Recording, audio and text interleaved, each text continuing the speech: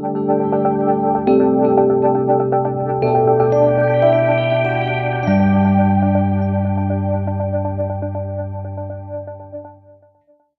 we talk about news literacy, how do we teach young people in high school, in college, beyond, where their information should come from?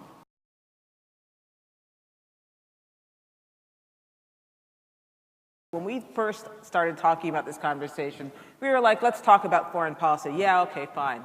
Little did we know. Little did we know how much would pass between a couple months ago when we said we'd do this to tonight when it turns out that that's the page one story every single day. And it's kind of exciting, actually, to every day be based in Washington and try to explain to people why this sort of thing matters. I attended the News Literacy Project's workshop over the summer. And my question for you is, what challenges and opportunities do you see in informing the public about global events in the digital age? It's all digital. It's all about finding new platforms. And you're going to be, I hope, watching my newscast on your phone or on some other way. And young people are not wedded to the evening newscast, but I hope that you're all seeing and reading and experiencing it online.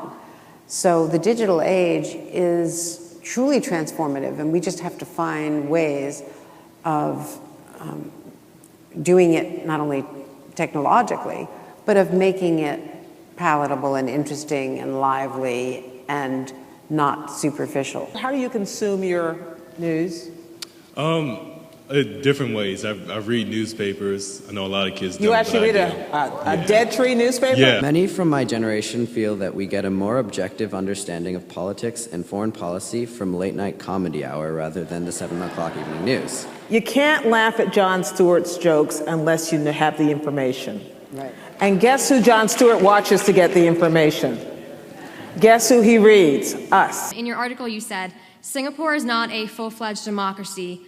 What it does have is a government that wakes up each day asking, what world are we living in, and how do we best use the resources we have to enable more of our citizens to thrive in this world? And I want to ask you the same thing. As an international student, I see media as a resource in America. And how would you see America using the media in the future in terms of economic growth?